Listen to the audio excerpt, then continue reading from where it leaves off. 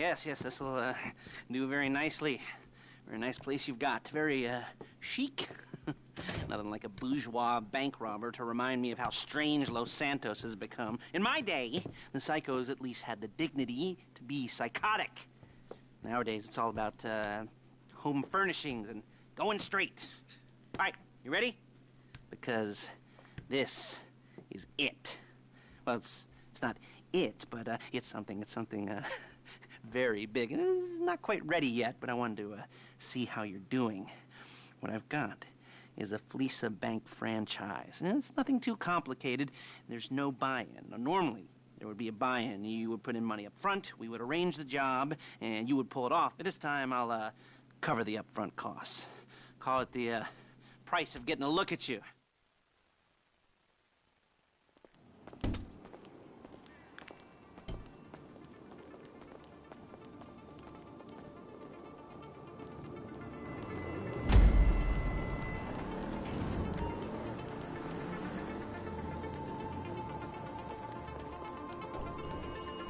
Chauffeur, come on.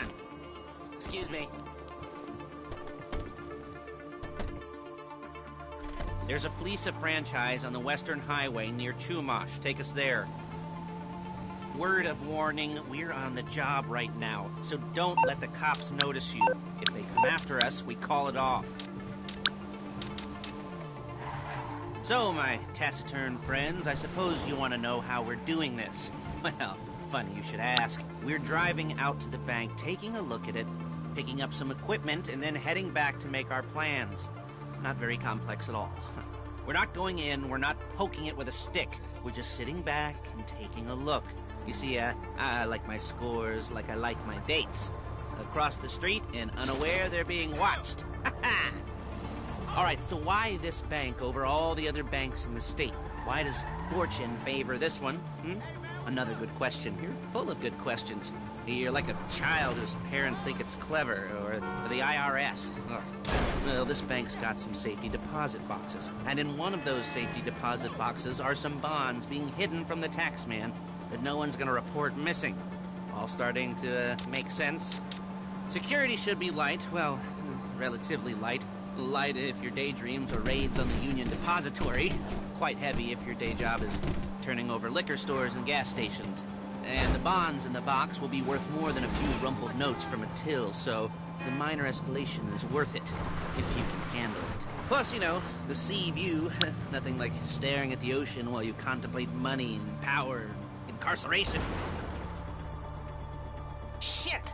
And homicide, yeah, all those weighty issues surrounding your first foray into serious armed robbery. I'm assuming you're kind of a cerebral crew, because otherwise this whole not talking deal just kind of puts you on the spectrum, right? Okay, well, how about we just get there and see where we're at?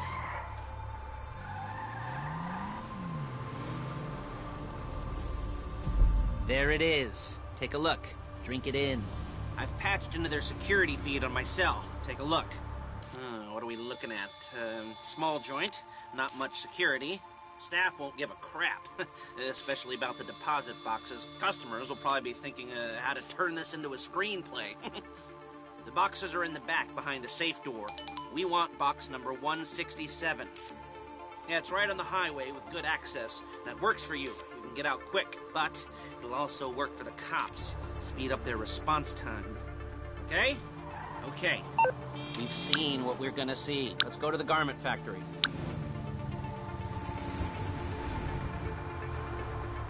Now, when you hit the bank, you're gonna need to hack into its security system. I've written a neat little program that'll do most of the work for you, but it's probably a good idea for you to familiarize yourselves with it. You, in the passenger seat, I've sent it to your phone. Take it for a dry run, keep your hands steady, and maybe the wet run won't be a disaster.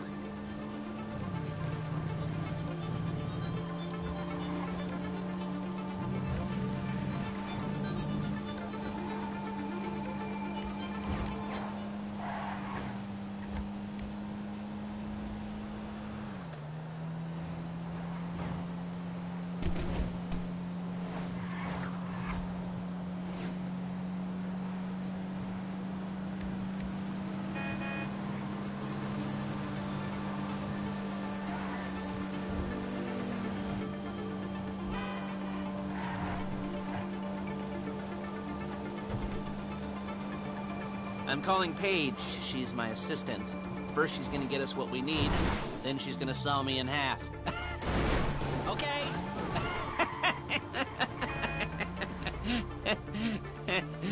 No? Didn't like that one?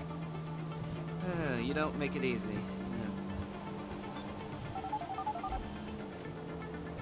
Paige, it's Lester. The place looked good. Nothing we weren't expecting. Can you get the intel together?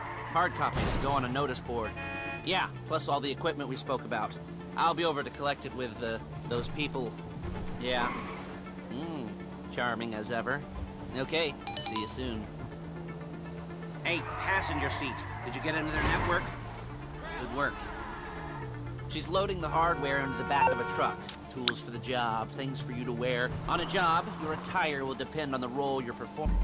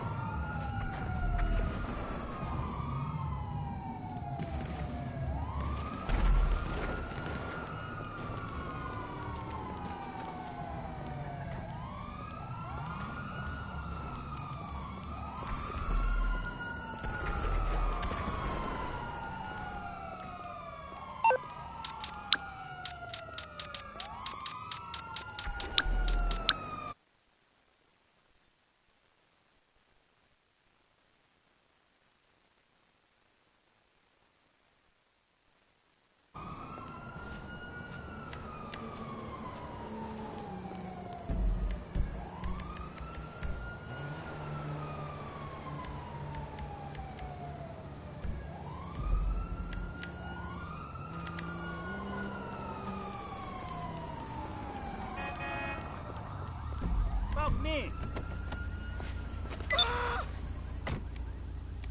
Come, sucker! I'll kill you! What the hell?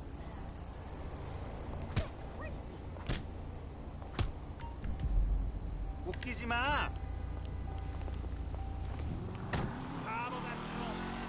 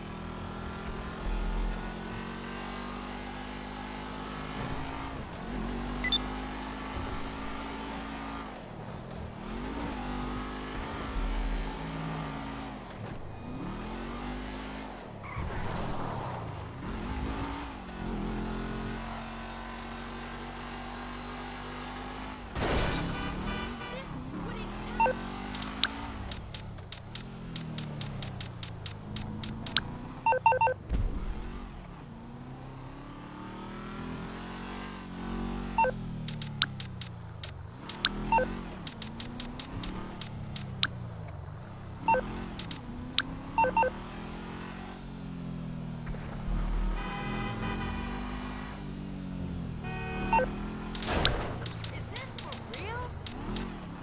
My goddess!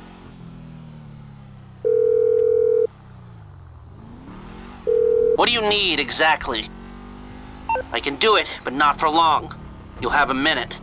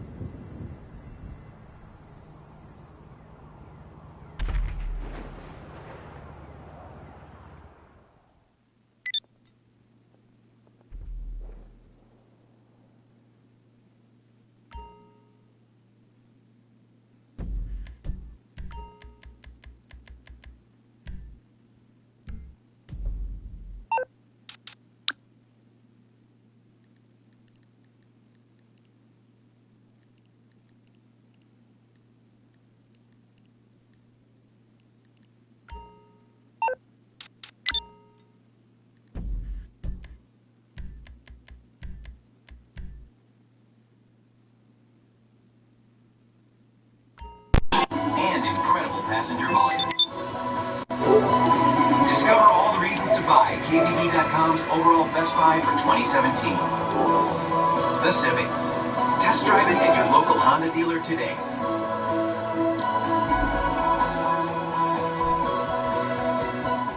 18 years ago, I started this company to make computers run faster. When my dad and my wife were infected with an early ransomware, we built the only whitelist security right here in the USA to block threats that the others couldn't. We proved it in public security tests and scored the first and only 100% detection rate in the history of a virus bulletin rat test. Millions have responded. Thank you for believing in us. My kid's school was infected with ransomware. Our mission is to provide state-of-the-art security for homes, businesses, schools, government agencies, MSPs, and resellers against ransomware, scripting attacks, polymorphic viruses, and zero-day threats. Our mission is to provide security, nuclear single-pane glass, remote login, and policy management. The cybersecurity revolution starts with you. Put an end to ransomware. Get PCmatic, America's antivirus. Here is Governor Chris Christie explaining his now infamous moment in the sun this weekend. I don't count going out on the beach after I've been working all morning to sit and talk with my wife and our guests for 40 minutes before I had to leave to come back to work as getting sun.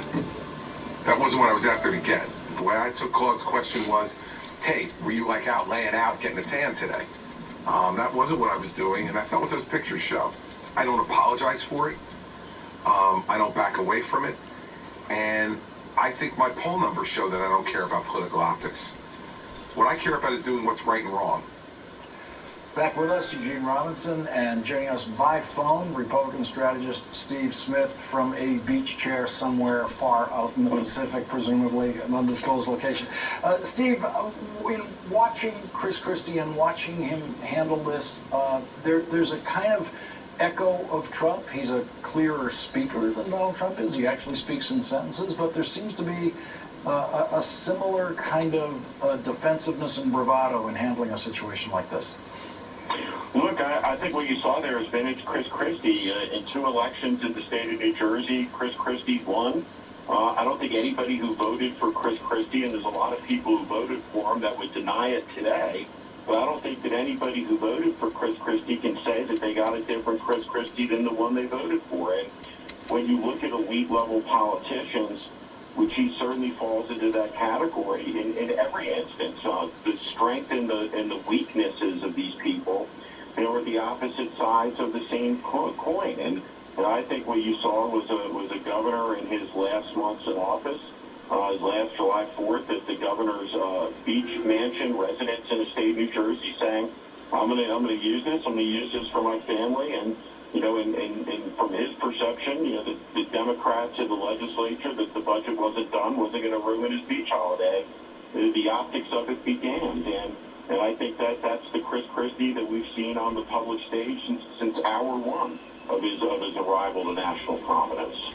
Gene, I love the part where Christie wants to get into a debate of exactly what level of recline is necessary to be, because he was sitting, he wasn't laying down. But I think the fascinating thing is this point Steve just made. Here's a guy who won twice in New Jersey. So when you look at the current polls, with the Quinnipiac poll in June showing him with a 15% approval rating, an 81% disapproval rating, what that means is 2-time Chris Christie voters have completely changed their minds about him.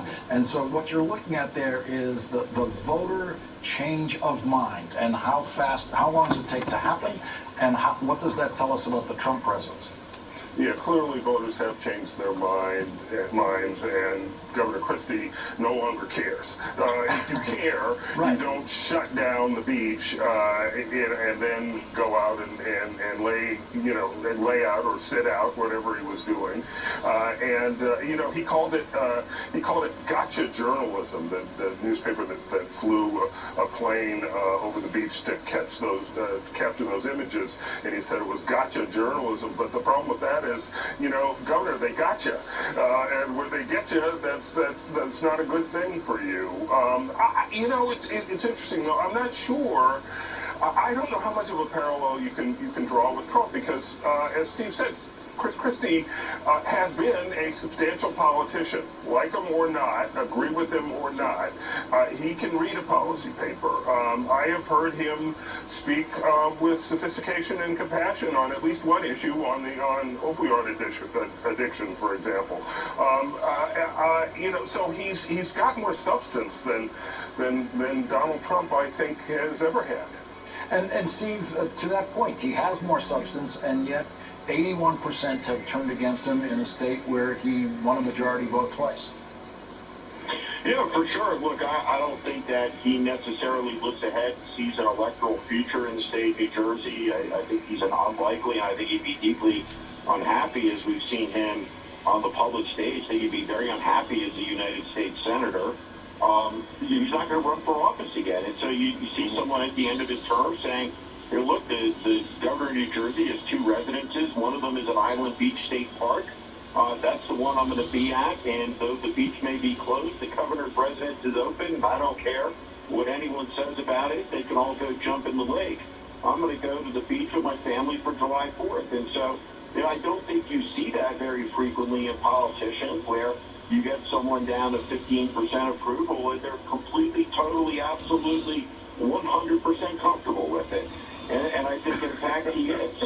We are a long way from my home state governor, Michael Dukakis, taking the subway to work in a state where there is no governor's mansion, never mind two of them.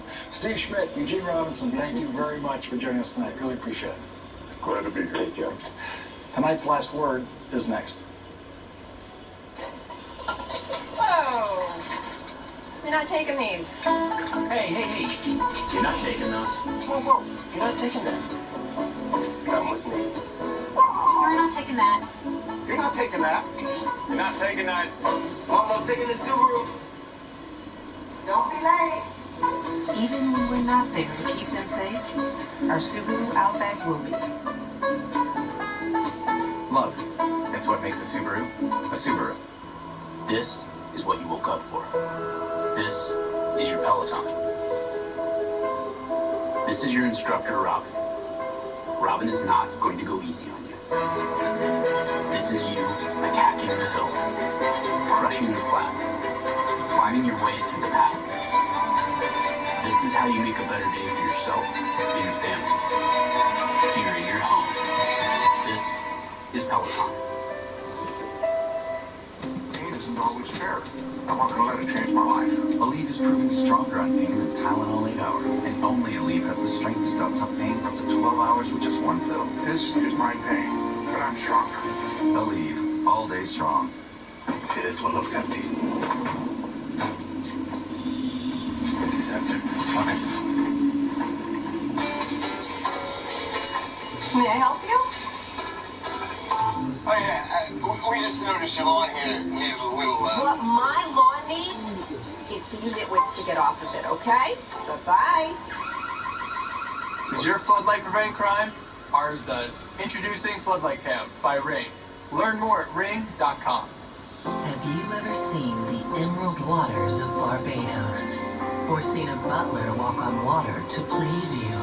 Have you ever stayed in the world's most romantic suites? Or dined at 11 world-class restaurants in one resort? Have you ever imagined such 5-star luxury is all-inclusive? Sandals Barbados, where exclusive is always inclusive. Call 1-800-SANDALS today. We needed to hire someone, but it was really tough finding people that had the right experience. I was spending half my day just reading resumes. To hire great people, go to ZipRecruiter.com and post to over 100 of the web's leading job boards with one click. Then, easily select the best candidates from one list. I'm seeing a lot more candidates with the right experience. We have gotten consistently better results from ZipRecruiter than anywhere else. Over 1 million businesses have already used ZipRecruiter. Try it for free today at ZipRecruiter.com/star. Liberty Mutual stood with me when this guy got a flat tire in the middle of the night, so he got home safe. Yeah, my dad says their insurance doesn't have that. What? You can leave worry behind when Liberty stands with you. Liberty Mutual Insurance. Richard Engel doesn't just get the story, he goes to the center of it. Avoid the snipers. Join him for a special series, On Assignment with Richard Engel.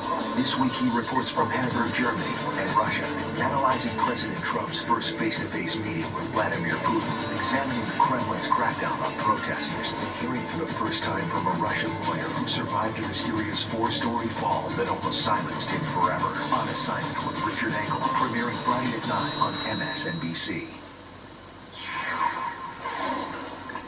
At first, I thought they were fireworks. That's what Roma Martinez said about what she heard last night in her neighborhood in the Bronx. Maybe on another night, she would have recognized it was gunfire. But last night was America's night for fireworks, and it was the last night of Alexander Bond's life after he committed his last crime. His first arrests were for small stuff, possession of marijuana, suspicion of selling a controlled substance. Then he did 8 years in state prison for a robbery in Syracuse. Some of that time was served at the Attica Correctional Facility, which had no correctional effect on Alexander Bonds. Last night at 12:30 a.m., he walked by a police van in the Bronx and fired one round from a .38 caliber revolver into the head of Officer Miosotis Familia. Police nearby then shot and killed Alexander Bonds. Miosotis Familia was rushed to the hospital. Her 3 kids were notified, her 12-year-old twins and her 20-year-old college girl daughter. Her 86-year-old mother, who lives in Miosotis Familia's apartment in the Bronx, also had to be told the horrible news about her youngest daughter. Word spread quickly to relatives in the Dominican Republic who suddenly had to make flight reservations to New York City. Officer Familia clung to life in surgery for 3 hours and was pronounced dead at 3:37 a.m. Her nephew, John Coelho, told the New York Times she was a warrior. To tell you the truth, she was a fighter. She was tough, and that was the job for her. She would say there was nothing easy about it, but she loved what she did. New York City police officer, Miosotis Familia, was 48 years old. After a day of celebration, the Bronx, New York City, and this country lost a hero last night in what sounded like fireworks, but was actually the sound of an American tragedy.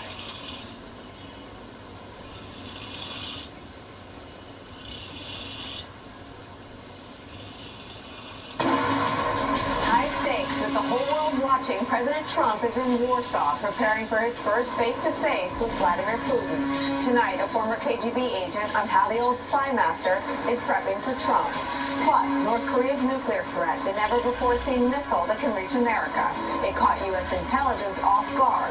Now President Trump is forced to respond. The 11th hour begins now.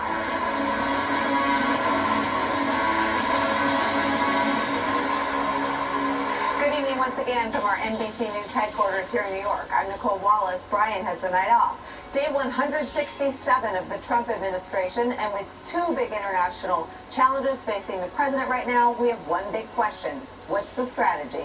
In 2 days, President Trump will meet face-to-face with Russian President Vladimir Putin for the first time since taking office. The New York Times reports Trump's aides are worried about that meeting with Putin. They simply do not know what he'll say. Before he heads to Germany, where the two will sit down, the president is expected to give what's billed as a major speech in a few hours in Poland. But his aides were still working on it, even as the plan landed there earlier today.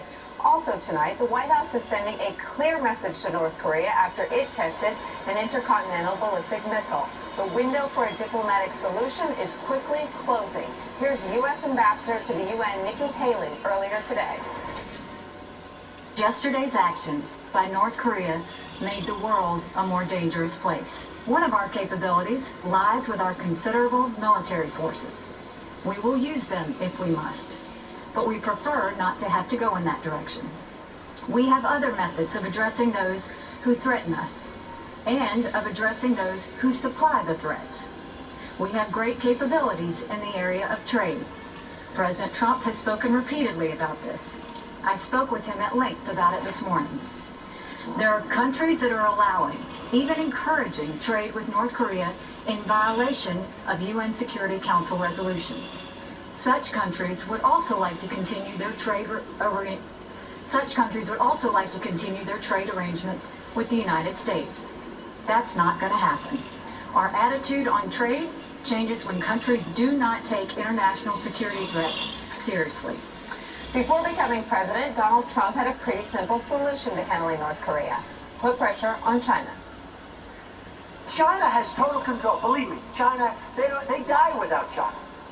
But China's too smart. You know, they're taking our money, they're taking our jobs, they're taking everything, and then we say, could you help us with North Korea, please? Please, please help us. China, they don't like to tell us, but they have total control, just about, of North Korea. They can solve the problem of North Korea if they wanted to. But they taunt us. They say, well, we don't really have control. Without China, North Korea doesn't even eat. China says they don't have that good a control over North Korea. They have tremendous control. I would get on with China. Let China solve that problem. They can do it quickly and surgically. That's what we should do with North Korea. You look at some of these countries, you look at North Korea. We're doing nothing there. China should solve that problem for us. China should go into North Korea. China is totally powerful as it relates to North Korea. But after meeting with China's president and talking about North Korea, his approach seemed to change.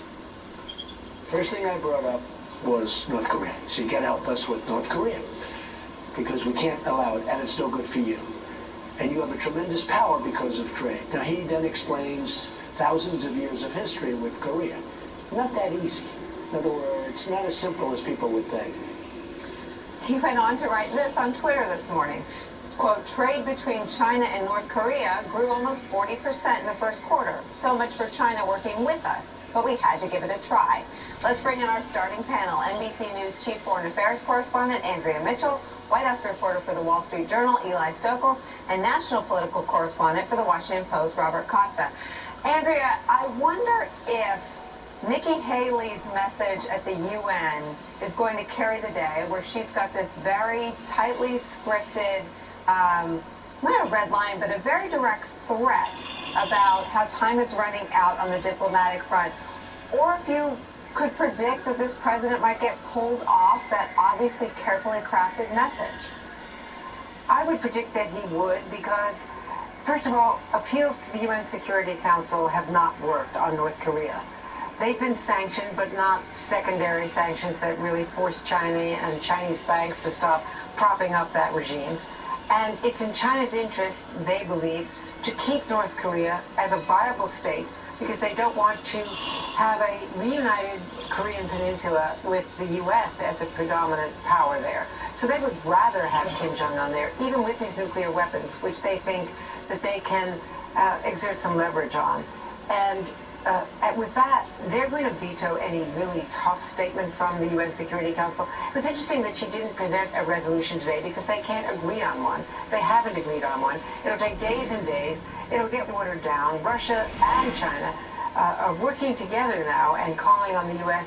and South Korea to stop their joint military exercises, which for the first time included the firing of missiles last night after, of course, missiles into the water. As sort of a signification, if you will, of their anger and their military response and readiness. But the fact is, this was a game changer. This is a long-range missile, a two-stage ballistic missile fired more than 1,700 miles up, that is way higher and farther into space than our orbiting space station. And it does have the range of an intercontinental ballistic missile. What they have not yet achieved, we believe, is a miniaturized and hardened nuclear weapon. But they can reach Alaska, they can reach our mainland now with their ICBM. And Andrea, you mentioned Russia. Secretary of State Rex Tillerson in the last hour talked about this high-stakes meeting between the president and Vladimir Putin. Let me play what he said and get your reaction on the other side. Sure. I think the important aspect of this is that this is where we've begun an effort to begin to rebuild confidence between ourselves and Russia at the military level, but also at the diplomatic level. So I think it is an effort that serves both of our interests as well as the broader interests of the international community we hope this is going to be the beginning of other important areas that need to be addressed in order to strengthen our relationship. But we're at the very beginning, and I would say at this point, it's difficult to say exactly what Russia's intentions are in this relationship. And I think that's the most important part of this meeting, is to have a good exchange between President Trump and President Putin over what they both see as the nature of this relationship between our two countries. Andrea, excuse my bluntness. I mean, no disrespect to the Secretary of State, but what is he talking about when he says an effort to rebuild confidence between ourselves and Russia at the military level and the diplomatic level? Russia hacked our election. There's no debate in this country about whether that's a fact. What is he trying to say? He is trying to put some meat on the bones of a Trump-Putin summit, which will not address the central fact of our relationship right now, is that they hacked our election, and that the intelligence officials, the entire intelligence community, and bipartisan leaders in Congress believe it is a serious attack on the United States and needs to be investigated. One person does not accept that, and that is the President of the United States and maybe the coterie around him. Perhaps they view it as alternative facts. So he's trying to give another aspect to the agenda and say they are going to talk about Syria. They're going to talk about a post-ISIS Syria, because Raqqa, in months to come, could follow Mosul, and there are indications that ISIS is breaking up in Syria, and that they are making some progress. I'm hearing this from other delegations, other ambassadors. That said, Rex Tillerson is home alone. We still have 30 appointees so far. Hundreds unfilled, not nominated, and Jared Kushner has a larger staff right now than does the Secretary of State. There are about 5 people working for him directly. The others are acting assistant secretaries who don't have any power. They're exercising the power in sort of a vacuum, but the chiefs of mission at embassies around the world, they're afraid during a job freeze at state to exercise any kind of judgment or policy. I mean, most of them are just waiting for orders that never come down. So Tillerson is trying to say, yes, there's an agenda for Putin and Trump, and it doesn't have to involve that messy little hacking thing.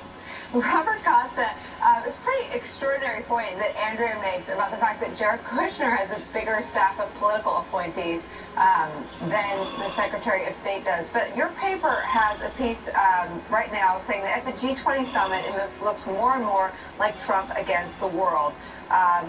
From the piece, I'm going to read a quote. I think we've got it. Officials are likely to face strains as they try to cobble together the joint statement, because Trump could easily block any language that he feels tries to box him in on his trade or climate initiatives. But Trump could also risk alienating the White House from foreign leaders who have often looked to the U.S.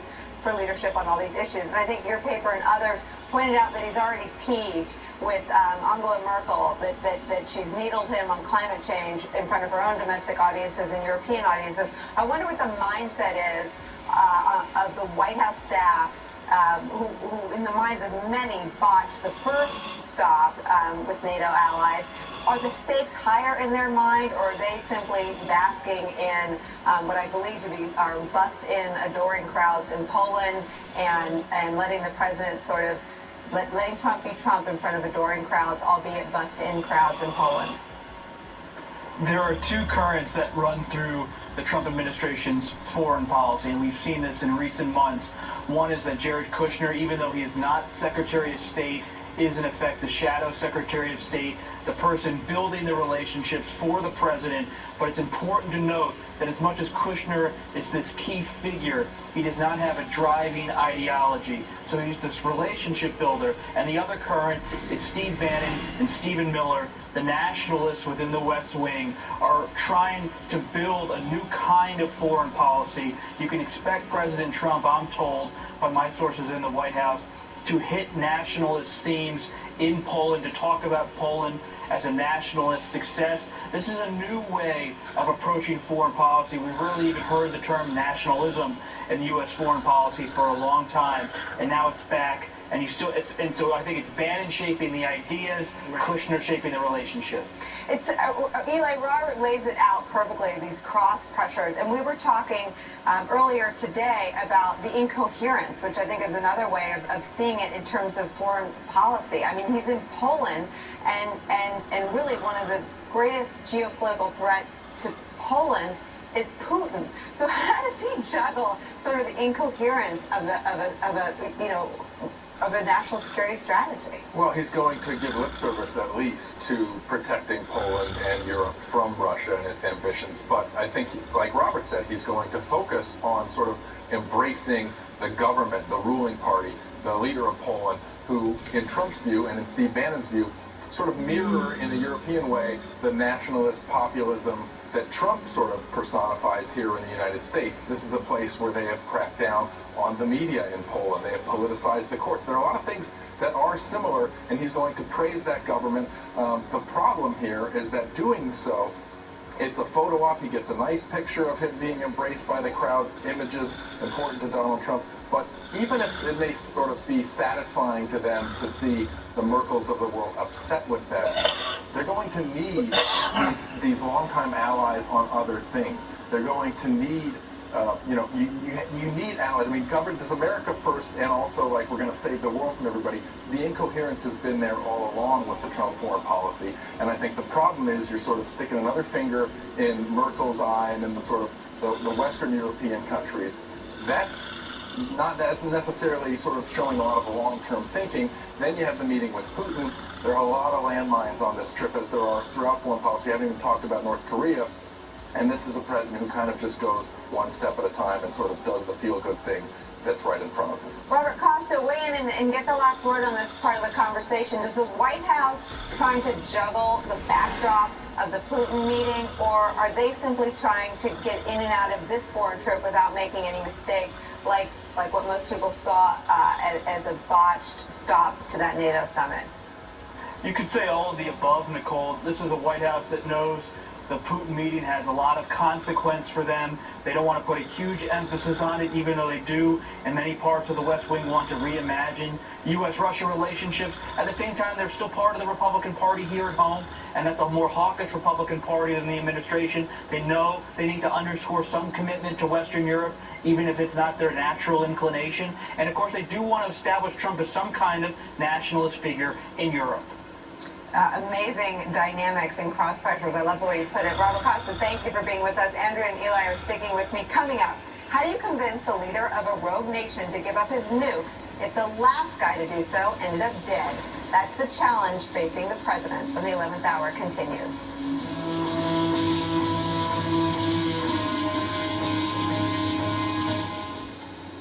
Why would you go out of your way and wander around a warehouse for paint when you can just swing by your local Ace? Ace has top-rated paint like Valspar, can match any color, and mixes it with something that's hard to find.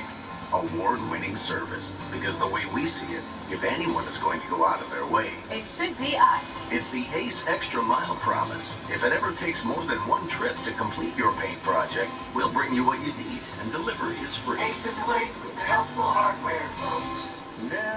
Register today at Elite Singles, where you'll benefit from 100% verified profiles, an extensive personality test, and tailored matches in your area.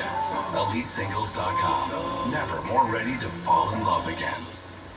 For a hotel online is pretty much like this. Some deals fly right past you, and you'll never see them again. And some just don't fit. With Trivago, You're in charge. Simply choose what's important to you and find what you want. Trivago makes sure you see the deals you care about, so you can find your ideal hotel for the best price. Hotel Trivago. There's a denture adhesive that holds strong until evening. Fix-It Plus adhesive. Just one application gives you superior hold, even at the end of the day. Fix-It. Strong, more like natural teeth. We asked premium sedans, not knowing the brands. It is quite responsive, intuitive. High quality craftsmanship. Stitching adds a level of refinement. I like the aggressive sculptural lines. Wow. I've always trusted Mazda. I like driving this car the best. Discover a smarter premium at the Driver's Choice event. Now get 0% financing and 1,000 APR cash plus no payments for 90 days for all new 2017 Mazda sedans. We recently updated the Spectrum TV app, and now it's available on more devices than ever before, including Xbox One, Samsung Smart TV, Roku, not to mention smartphones, tablets. You get the idea.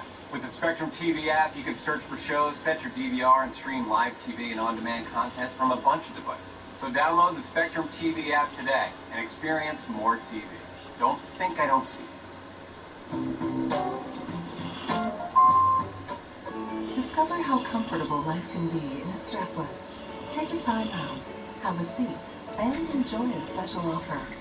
Purchase any stressless seating and receive a complimentary accessory free of charge. Plus $300 off select stressless recliners.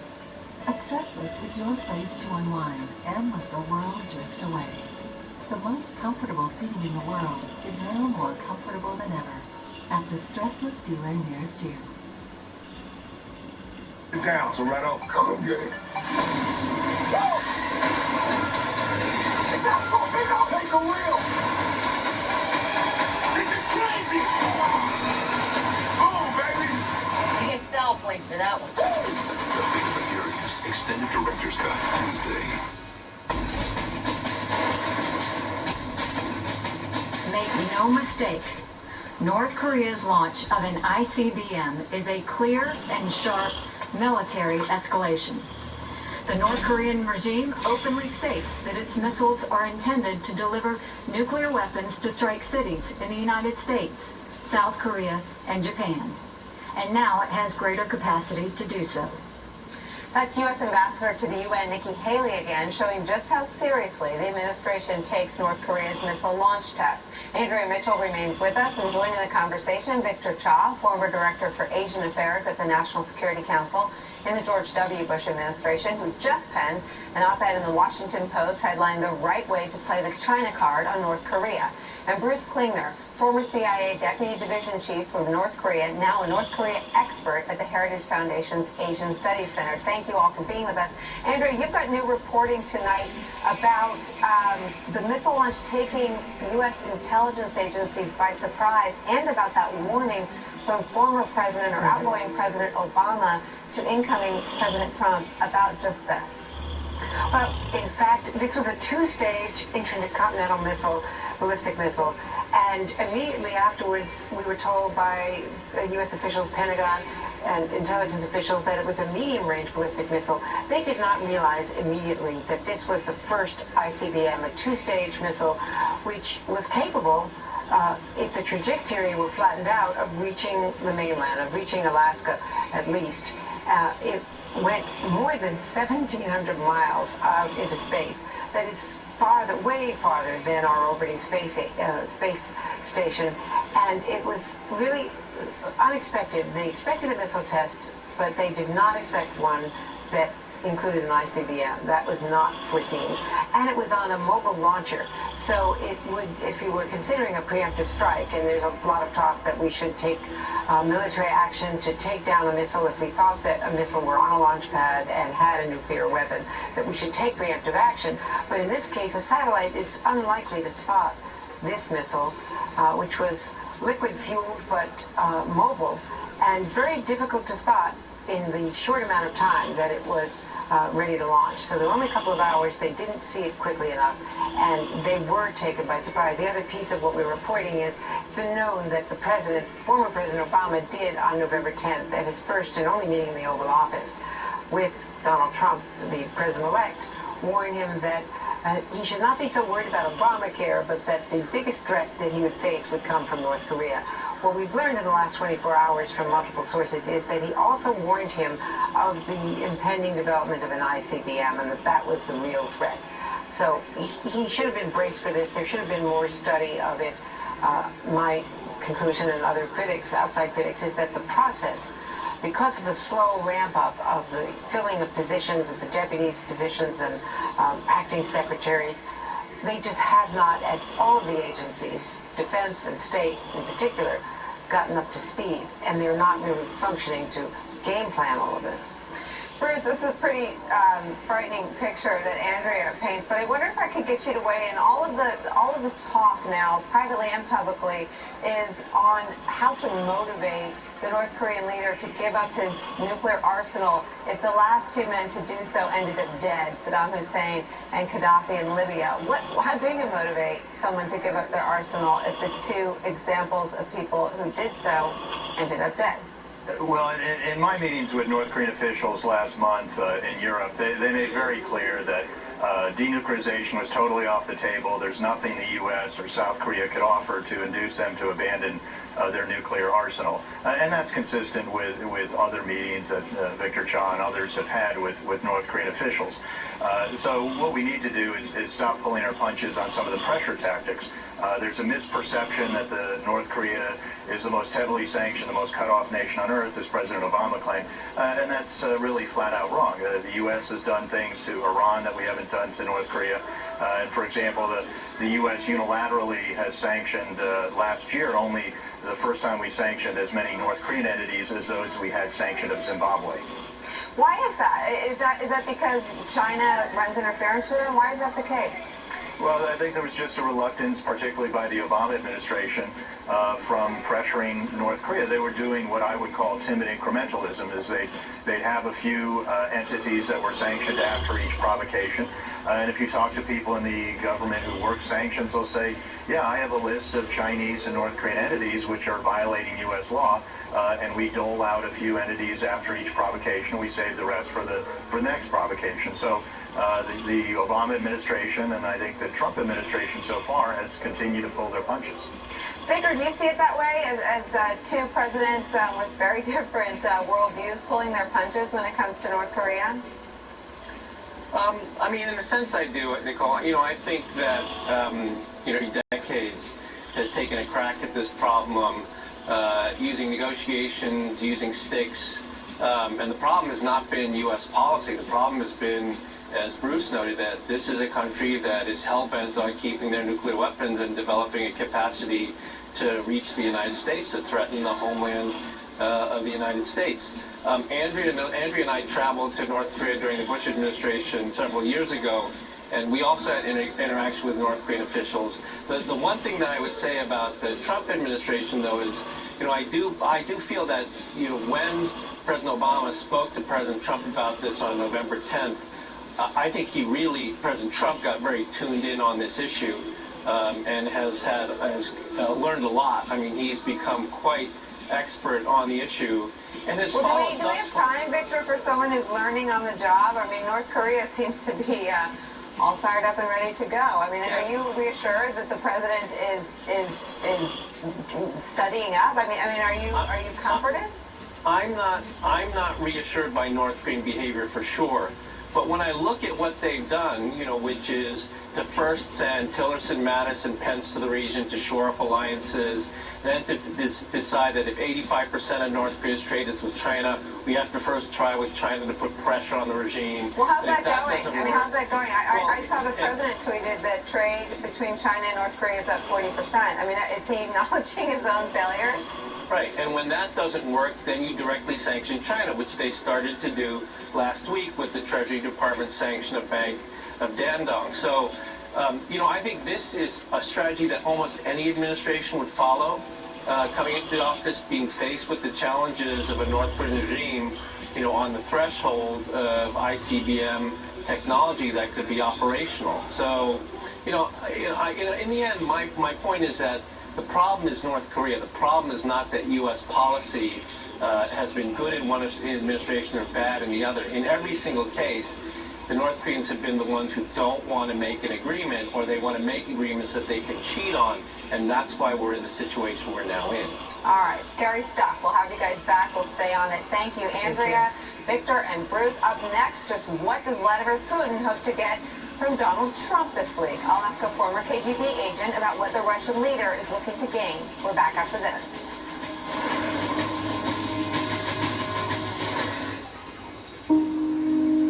I know if the pain comes, I'm not going to get my job done. Pain's kind of self-defining. When it hurts, it hurts. When I can't do something, it makes me feel like With the Relief, you can stay strong longer, because only a studs up paying for up to 12 hours for just one pill. Tylenol can't do that. I get to be present and enjoy life. This is my pain, but I am stronger. Aleve, all day strong, all day long. You're searching for something, like the perfect deal on the perfect hotel. So wouldn't it be perfect if there was a single site where you could find the right hotel for you at the best price? There is. Because TripAdvisor now compares prices from over 200 booking sites to save you up to 30% on the hotel you want. Trust this bird's words. TripAdvisor, the latest reviews, the lowest prices. Wayfair, you've got some really great sales. I can't believe I just got this deal on a bestseller. Oh yeah. Usually that means it's going to be really expensive. Well, not at Wayfair. I just saved so much on the setting, I feel like I'm sleeping on $1 million. It makes me want to break it down now. I can't explain it. It's hard to explain how it feels getting 70% off, especially 70% off bestsellers.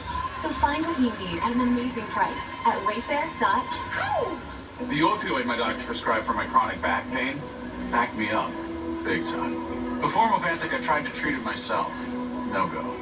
But I didn't back down. I talked to my doctor.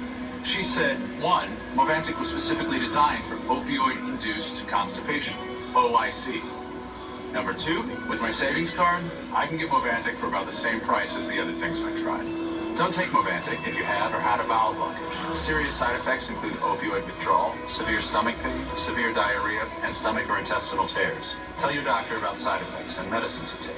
Movantik may interact with them, causing side effects. Don't back down from OIC. Talk to your doctor about Movantik.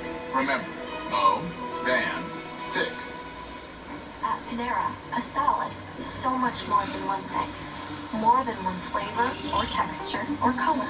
A good, clean salad is so much more than greed. And with Panera Catering, more for your event. Panera, food as it should be.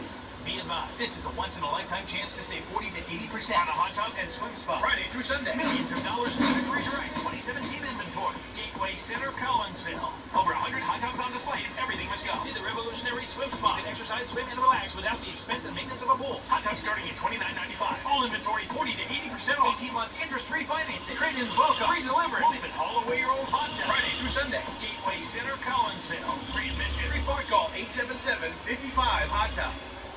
There's no better way to spend quality family time than an RV from Apache Village. We want to give you the best buying experience possible. Come see our huge selection of new and used RVs from top manufacturers like Keystone and Jayco. We have great deals to fit everyone's budget. Right now, get a 2017 Jayco Pinnacle for just $83,896 with 10% down, pay only $540 a month. Let us help you start your journey. Come in today and see why we say, go one better, go Apache Village.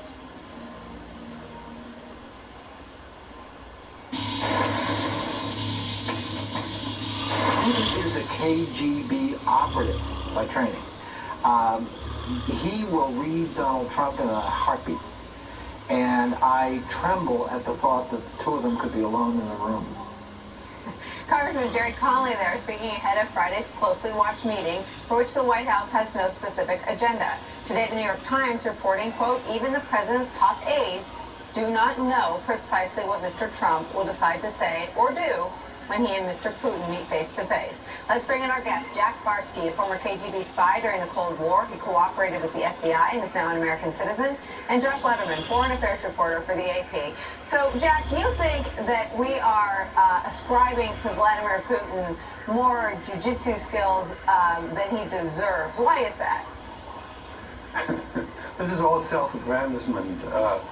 I worked with a lot of KGB agents, and I was one of the better trained agents. We were not Supermen, and we are not Supermen. I couldn't help but laugh when I heard the statement that he will read Mr. Putin like an open book. Everybody does, don't they? Well, so what do you think, from Putin's standpoint then, what do you think he's trying to, I mean, we've read that he wants to have the compounds that President Obama seized in the final days of his presidency as punishment for Russian meddling in the U.S. elections. What do you think Putin wants to get out of this bilateral meeting with the President of the United States? I don't think it's about any specific goals. It's more or less about You know, when two dogs meet for the first time at a dog patch, they size each other up and who's going to be the top dog. And I pretty much guarantee you that Putin's advisors told him back at the Kremlin, look, this is going to be a great meeting because you're going to come out of this smelling like a rose. Because if anything, compared to our president, Mr. Putin is very slick. So he will play to the world audience, he will play to his home audience, and he will probably try to get sort of a psychological advantage over the other evil in the room. Josh, do you think there's some White House strategy in putting out this whole there's no agenda for the meeting, which I find impossible to believe?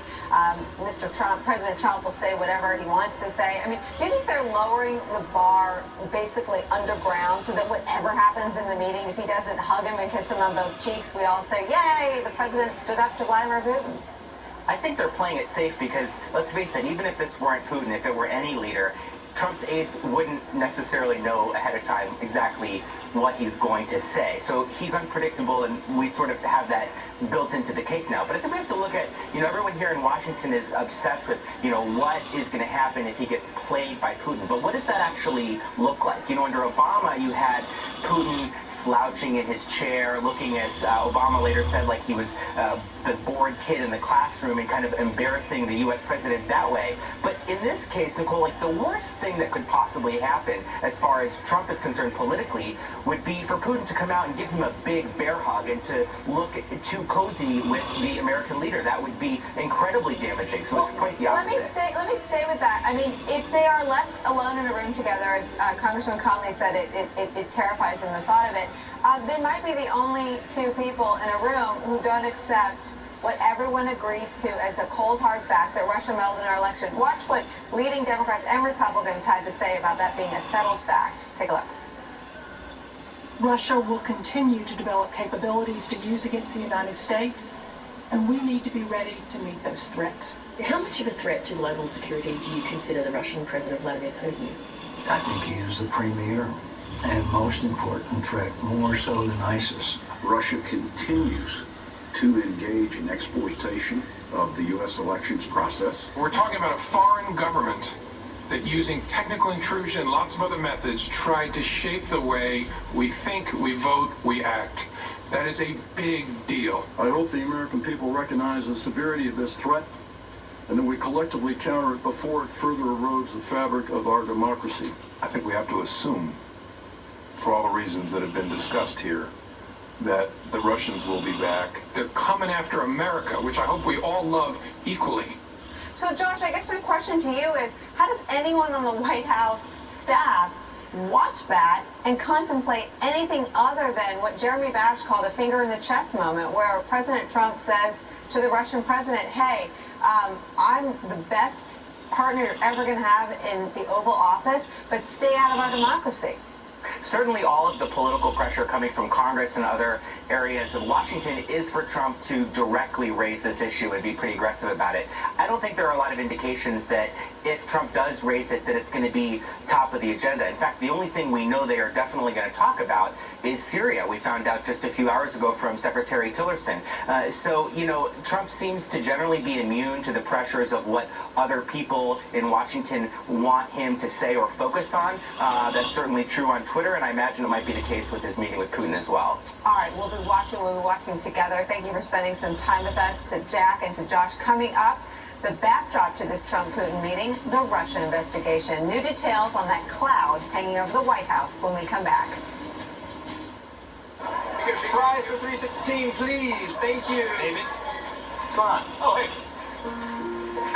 That's it? Yeah. Everybody, 2 seconds. Dear Sebastian, after careful consideration of your application, it is with great pleasure that we offer our congratulations on your acceptance. Through the Tuition Assistance Program, every day McDonald's helps more people go to college. It's part of our commitment to being America's best first job. I love you, Basic Guest Bathroom. Your privacy makes you my #1 place to go #2. I love you, but sometimes you stink. New Breeze Air Effects with odor clear technology. Cleans away odors like never before. because the things you love the most can stink. And try Febreze Small Spaces to clean away odors for up to 30 days. Breathe happy with new Febreze.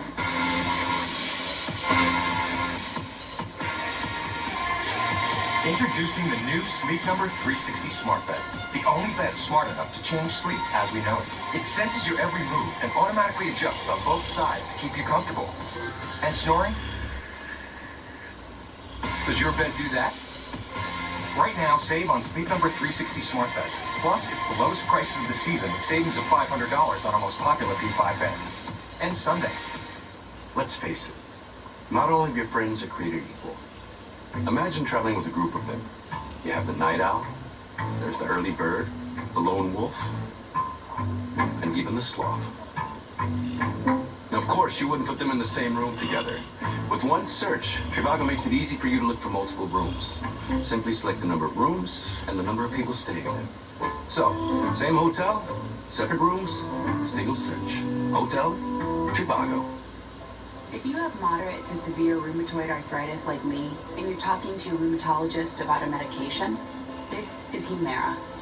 This is Humira helping to relieve my pain and protect my joints from further damage. Humira has been clinically studied for over 18 years. Humira works by targeting and helping to block a specific source of inflammation that contributes to RA symptoms. It's proven to help relieve pain and stop further joint damage in many adults. Humira can lower your ability to fight infections, including tuberculosis. Serious, sometimes fatal infections and cancers, including lymphoma, have happened, as have blood, liver, and nervous system problems, serious allergic reactions, and new or worsening heart failure. Before treatment, get tested for TB. Tell your doctor if you've been to areas where certain fungal infections are common, and if you've had TB, hepatitis B, are prone to infections, or have flu-like symptoms or sores. Don't start Humira if you have an infection. Talk to your doctor and visit Humira.com. This is Humira at work.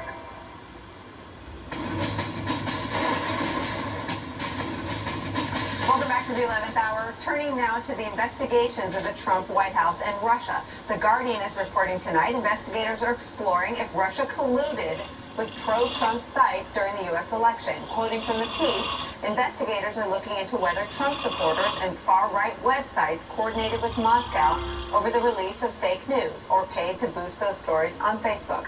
Let's bring in our panel. Jill Wine-Banks, one of the special prosecutors during the Watergate scandal and now an MSNBC contributor. Casey Hunt, NBC News Capitol Hill correspondent. And Eli Stokols of the Wall Street Journal still with us. Casey, where do these investigations on the Hill stand?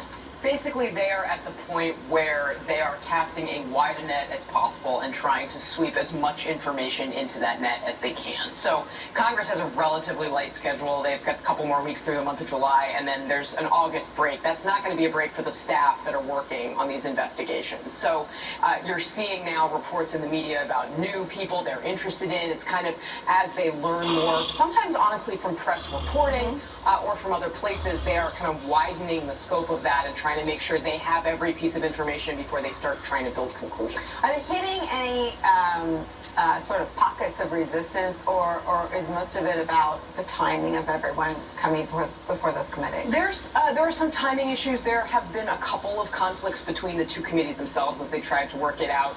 Jared Kushner's testimony got delayed in the wake of reports about it, and there's been some frustration and back and forth, and as the concerns about what Mueller has been up to has escalated for some of the potential witnesses in these investigations, they have been approaching these committees more carefully.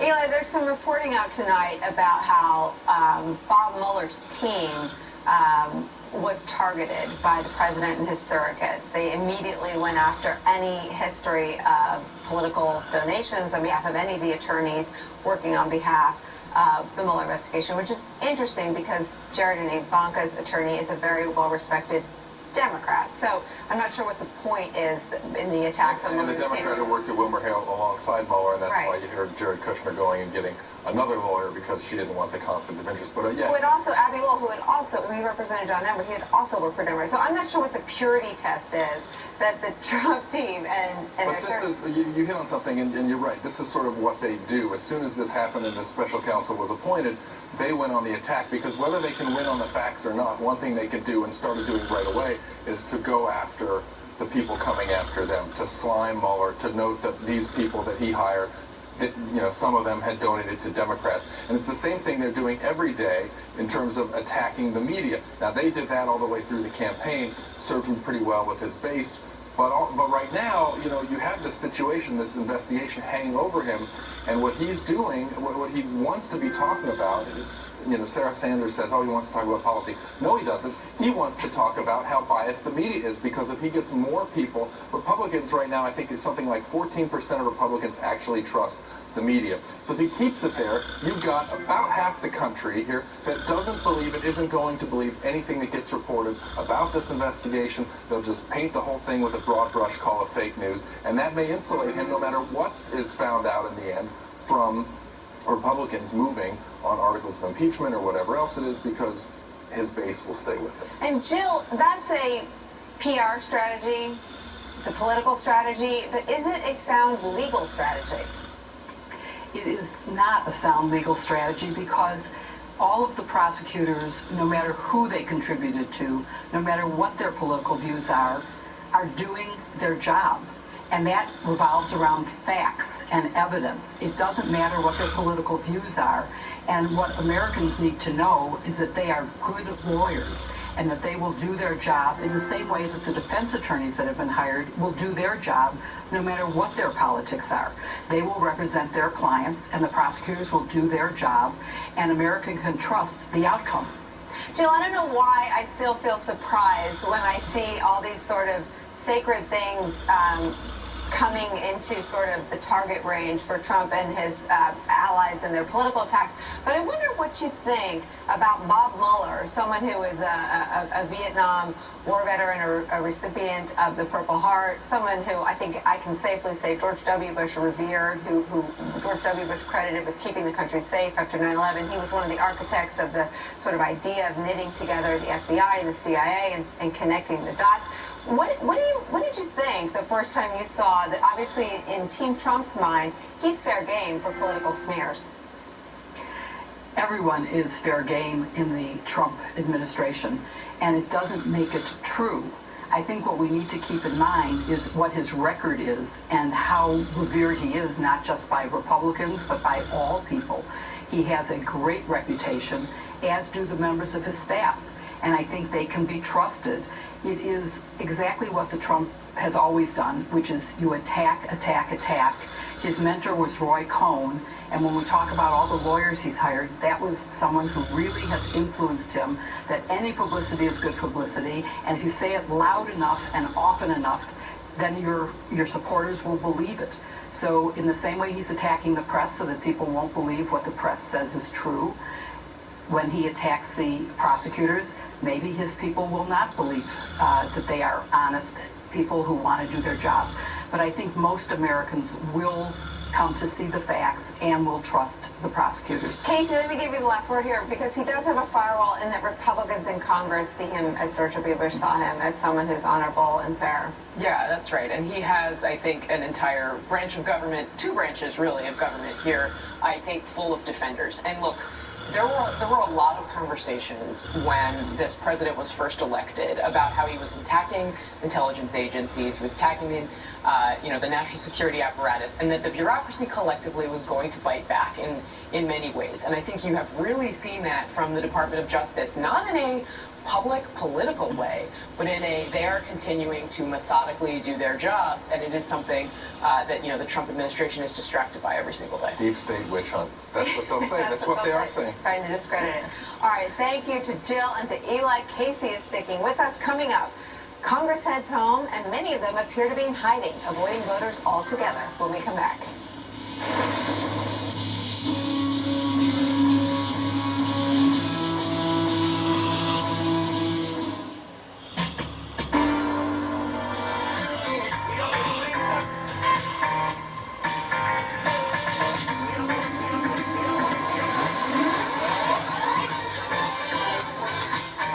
9 out of 10 of our drivers recommend their cars. Now their words are part of our very fabric. The 2017 Mitsubishi Outlander and Outlander Sport. Come in now and get $3,000 cash back or 0% APR plus $500 cash back. These birds, once affected by oil, are heading back home thanks to Dawn. Rescue workers only trust Dawn because it's tough on grease, yet gentle. I am home. I am home. I am home. Hi, neighbor. You're selling your action figures. You love those. Oh, my car needs a new window track, and the dealer wants a fortune. Time for desperate measures. Don't pay crazy dealer prices when RockAuto.com has all the parts your car will ever need at half the price. Here's your window regulator. Pick the brand, click Add Cart. It's easy. With Rock Auto's low prices, I can fix my car and keep my action figures. And you too, Buster. Rock Auto, all the parts your car will ever need. All the parts your car will ever need, Rock Auto. Finding the best hotel price is now a safe bet because TripAdvisor searches over 200 booking sites, so you save up to 30% on the hotel you want. Lock it in. TripAdvisor. Nick was born to move. Not necessarily after 3 toddlers with boundless energy. But lower back pain won't stop him from keeping up. Because at a Dr. Scholl's kiosk, he got a recommendation for our best custom-fit orthotic to relieve his foot, knee, or lower back pain from being on his feet by reducing shock and stress on his body with every step. So look out, world. Dad's taking charge. Dr. Scholl's, born to move. That thing you do every day, it's your thing. And it matters to you. And to the people who rely on you. That's why you rely on your network. It's the foundation of the enterprise. We are Spectrum Enterprise. And we deliver the network and cloud services vital to your enterprise. Our nationwide fiber network is reliable. It's scalable. It's designed to meet your company's ever-expanding technology needs. And now, it's more accessible than ever before. Our cloud services provide the IT infrastructure you need, and our experts work with you. We get to know your business. Then, we design and deliver the right solution for the job. So your clients, customers, and employees can rely on you. And you can keep doing your thing. Because that thing you do every day, it matters. Spectrum Enterprise.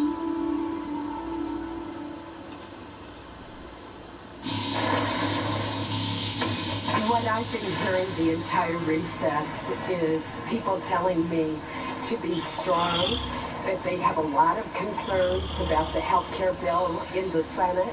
They want me to keep working on it, but they don't want me to support it in its current form. That was Republican Senator Susan Collins yesterday, taking part in a 4th of July parade in her home state of Maine. Republicans went back home for the holiday recess, facing backlash amid uncertainty over their health care bill. Collins was only one of a handful of lawmakers that met with voters face-to-face, as many chose to skip public events altogether. Casey Hunt is still with us and joining the conversation, longtime radio talk show host, my friend and MSNBC political analyst Charlie Sykes. So, Charlie, what do you make of this? Republicans passed a bill in the House. They celebrated in the Rose Garden. The president called it mean. He's now leaning on the Senate Republicans to do the same thing. They're getting a lot of guff back home. What does this say about this moment as Republican conservative policymakers? Well, there's not a lot of profiles encouraged. It's more like that Monty Python skit, run away, because, and maybe they don't have a choice because what is it they're going to defend? They don't know what the bill is going to look like. I think the closer people look at this bill, the more questions they have about it. If you're a conservative, you're realizing it's sort of Obamacare light, except a little bit cheaper, a little bit crueler. And the uncertainty about the shape of the bill has got to freeze them. So when you go into a town hall meeting, and what is the case you make? You make the case that Obamacare is bad. But generally in politics, and you know this, Nicole, if you have an idea that you really think is good, why would you hide? Why wouldn't you be out there making the case? And it's not just that they're hiding from these town hall meetings. You'll notice that no one is making the case for this legislation. Nobody in social media, nobody in the conservative media, the White House is not talking about it, and that's a tell. You know, when you said profiles encourage, I almost jumped out of my seat because when I saw Susan Collins, that's exactly what I thought about her. She was forthright during the entire process. Casey was hunting her down on Capitol Hill, and she always stopped and talked. She did. She always stopped and talked to you. And I think she spoke to the point you just made so perfectly, that this is not a conservative solution for addressing the health care needs of Americans. Neither is it you called it more cruel. I mean, what is there to sell? I mean, what is this bill? Charlie? Well, that's the big question here. What is this bill? And the fact is, it's not really a health care bill. Right. You know, what's driving it are two things. Number one is getting a win, saying we fulfilled our promise, and number two, you know, setting the stage for a massive tax cut for the rich. You know, and as a conservative who has argued for years that conservatives were not talking about cutting the safety net in order to give rich people tax cuts, what do? They actually come up with a caricature of what would be a Republican health care bill. So I certainly can understand why, if you're a senator, you don't want to stand up and basically explain, yes, let's slash Medicare. Let's come up with something that is going to disadvantage low, middle-income people at a time when they're very distressed, so that we can give a massive tax cut to the wealthy. That is not an easy sell, and obviously that's reflected in the polls as well. Casey, what do you make of sort of Charlie's point that this is neither conservative nor is it a health care solution? I mean, what is the marketing job for a bill that is really, what is it?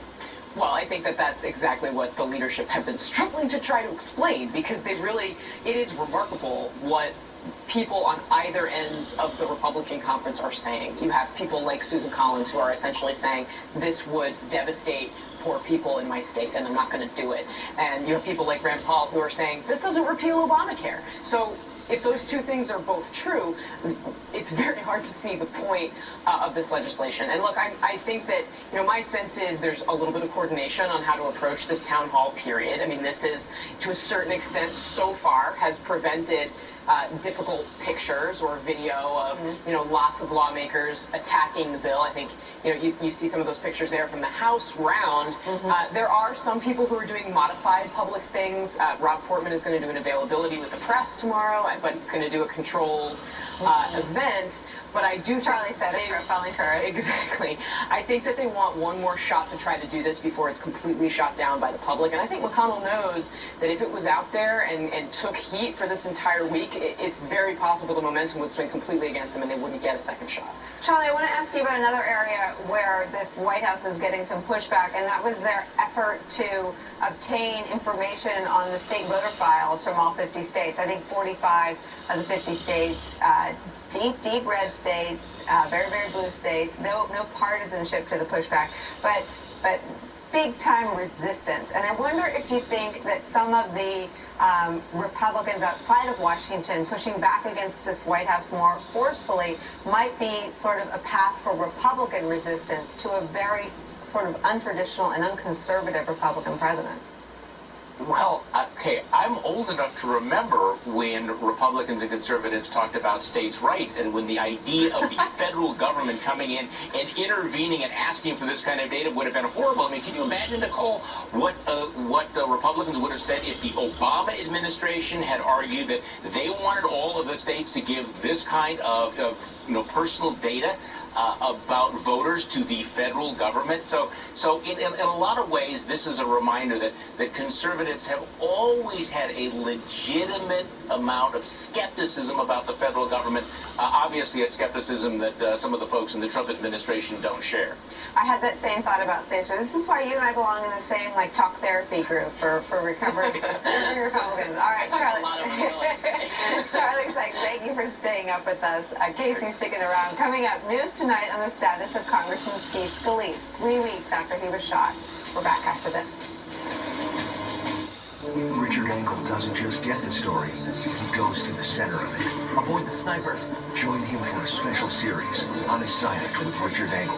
This week he reports from Hamburg, Germany, and Russia, analyzing President Trump's first face-to-face meeting with Vladimir Putin, examining the Kremlin's crackdown on protesters, and hearing for the first time from a Russian lawyer who survived a mysterious 4-story fall that almost silenced him forever. On Assignment with Richard Engel, premiering Friday at 9 on MSNBC. Your brain is an amazing thing, but as you get older, it naturally begins to change, causing a lack of sharpness or even trouble with recall. Thankfully, the breakthrough in Prevagen helps your brain and actually improves memory. The secret is an ingredient originally discovered in jellyfish. In clinical trials, Prevagen has been shown to improve short-term memory. Prevagen, a name to remember. There's nothing more important to me than my vacation. So when I need to book a hotel room, I want someone that makes it easy to find what I want. Booking.com gets it. And with their price match, I know I'm getting the best price every time. Now I can start relaxing even before the vacation begins. Your vacation is very important. That's why Booking.com makes finding the right hotel for the right price easy. Visit Booking.com now to find out why we're Booking.yeah.